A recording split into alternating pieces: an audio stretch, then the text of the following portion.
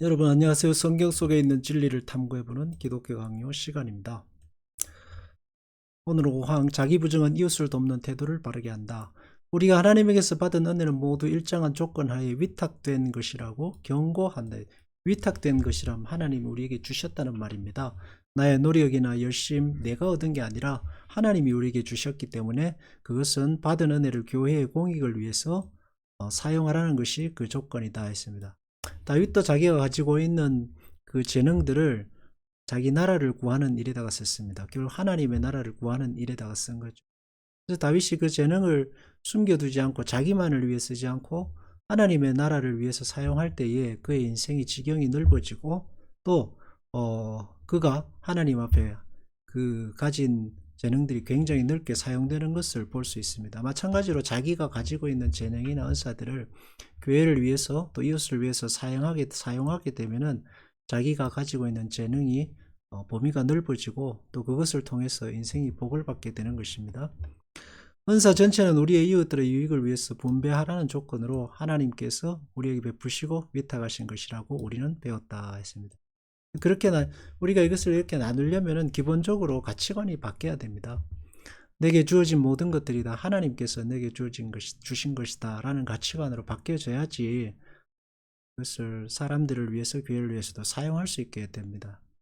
이렇게 가치관이 바뀐 사람들을 결국은 거듭난 사람이라고 할 수 있습니다. 단지 교회를 다니는 것에 그치지 않고 사람의 생각 자체가 완전히 달라지는 거죠. 겉모습은 똑같지만 가치관, 생각 자체, 살아가는 모양 자체, 그 모든 것이 완전히 바뀐 거듭난 사람의 모습이라고 진정한 모습이라고 할 수 있습니다.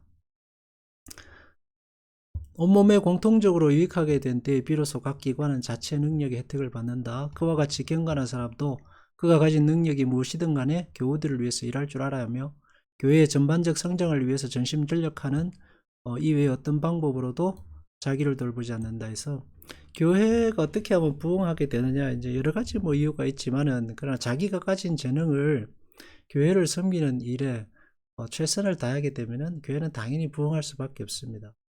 이제 그것이 또 하나님을 섬기는 하나의 중요한 그 믿음이고 또 믿음이 나타나는 하나의 통로다라고 할 수 있습니다. 그렇게 교회를 섬기면은 자기 자신도 은혜를 받지만은 함께 신앙생활하는 주변에 있는 많은 사람들이 같이 은혜를 받게 되는 겁니다. 교회는 한 몸이고 우리는 한 지체죠.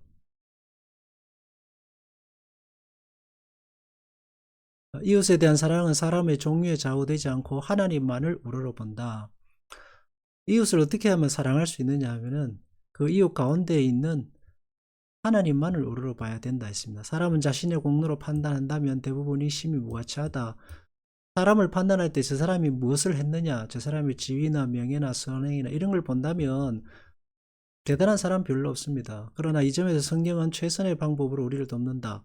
성경의 교훈에 의하면 우리는 사람 자체의 가치가 있다고 생각할 것이 아니라 모든 사람 안에 있는 하나님의 형상을 보며 그 형상에 대해서 경의와 사랑을 표시하라고 한다 했습니다. 그러니까 사람들을 바라볼 때에 그 사람 안에 있는 하나님의 형상, 그 또한 하나님의 백성이고 하나님의 사랑받는 자녀고 예수 그리스도의 십자가를 구원받은 사람이다 라는 것을 가장 먼저 생각해야지만이 사람들을 끝까지 사랑하고 인간 대 인간으로서 인내하며 살아갈 수 있다라고 하는 것입니다. 이게 굉장히 어려운 일이고 평생 우리가 지고 가야 할 하나의 십자가라고 할 수 있습니다. 그리고 이것이 우리에게 시험이죠.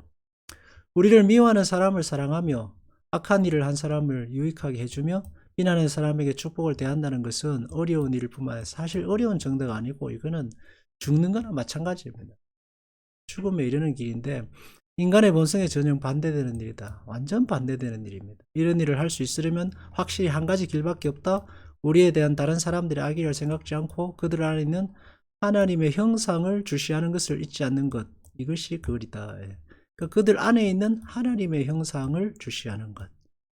그들도 또한 그리스도의 십자가의 보혈의 공로로 구원받은 하나님의 백성이다. 하나님의 형상을 주시하는 것 외에는 다른 방법이 없다라고 못 받고 있습니다. 다른 방법이 없습니다. 사람은 흔들리는 갈대와 같기 때문에 꾸준하게 관계를 유지할 수 있는 방법은 그것밖에 없습니다.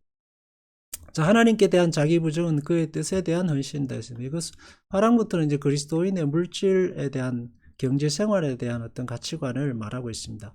우선 우리가 현세 생활에서 평안한 평온을 얻으려면 우리 자신과 우리의 모든 소유를 주의 뜻에 맡기며 자신과 소유를 하나님의 뜻에 맡기는 겁니다. 그러면 어떻게 그게 하나님의 뜻에 맡기는 거냐? 우리 마음의 소원을 그에게 일임해서 길들이며 복종시키라고 성경은 권고한다. 재산과 명예를 탐하며 권력을 추구하며 재물을 쌓으며 호화롭게 사치한 생활에 도움이 되는 듯한 일에 광적인 태도를 보이면서 우리의 욕망은 날뛰며 중단될 줄 모른다.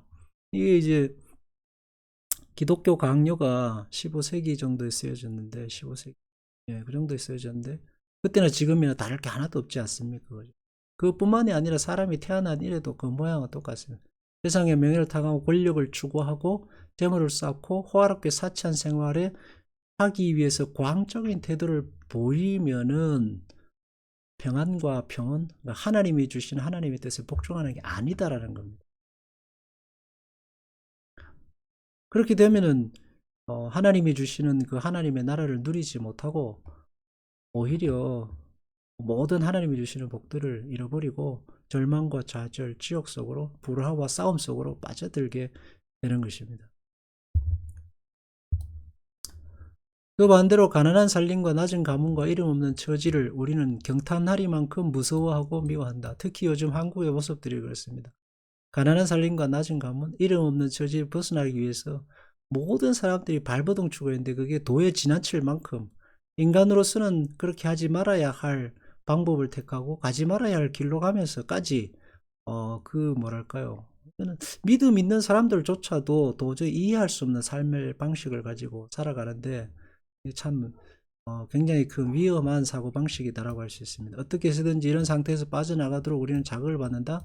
따라서 자신의 계획에 따라 생활을 정리하려고 하는 사람들이 모두 얼마나 불안한 마음을 가지고 있는가를 알 수 있다 했습니다. 하나님께 맡기지 못하고 자기 계획과 목적한 대로 이루려고 하다가 보면은 불안해서 벗어날 수 없다는 겁니다. 그들은 야심이나 탐욕의 목표에 도달하며 한편으로는 빈곤과 비천을 피하려고 교묘하게 노력해서 지칠 정도에 이른다. 현대 살아가고 있는 사람들이 얼마나 피곤해 지치고 고통받고 있는가 하는 것을 여실하게 보여주고 있습니다. 이런 함정에 빠지지 않기 위해서 경건한 사람들이 취할 길이 하나 있다. 첫째로 주께서 주시는 복을 받지 않고서 다른 어떤 방법으로 번영하겠다는 욕망이나 희망이나 계획을 가지지 않아야 한다. 하나님께서 주시는 방식대로 살아서 얻은 복이 진정한 복이다라는 것을 알아야 됩니다. 그러므로 안심과 확신을 품고 주께서 주시는 복에 몸을 맡기자.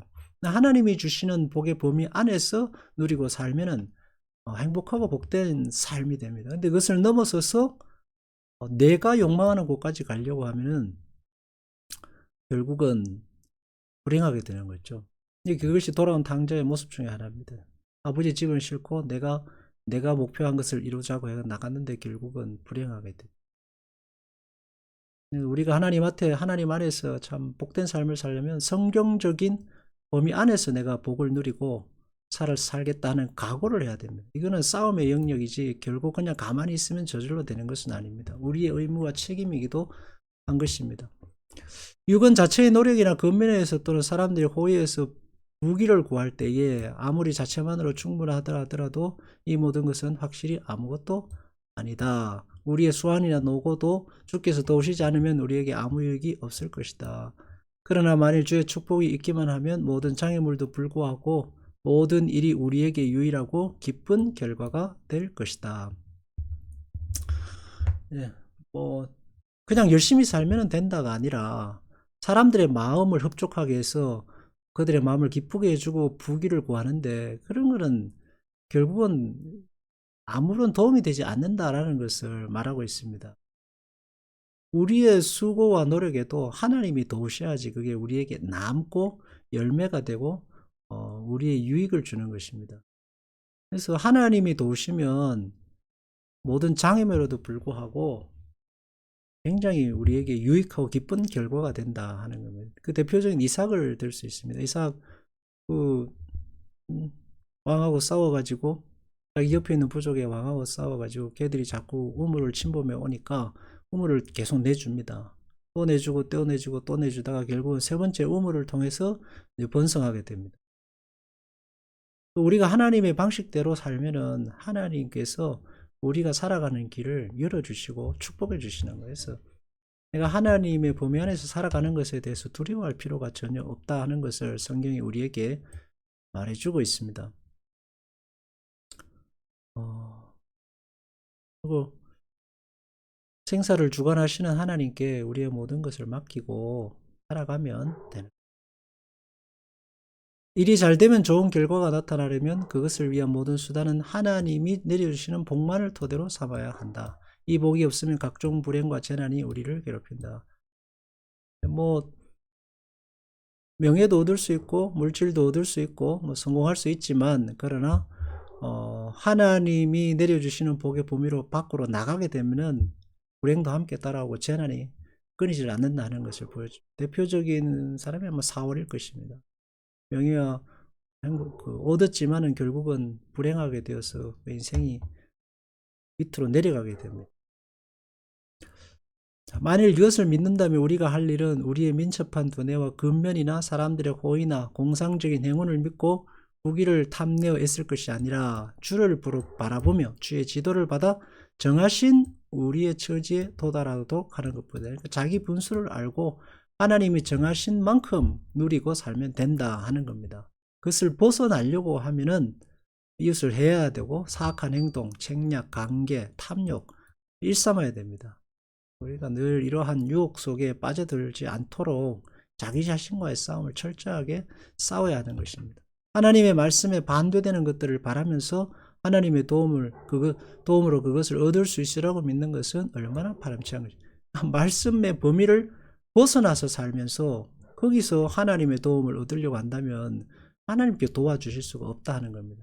저주하시는 일, 하나님께서 저주하시는 일을 복주심으로 도우시리라는 생각은 버려야 한다. 하나님께서 기뻐하시지 않는 직업들이 분명히 있습니다.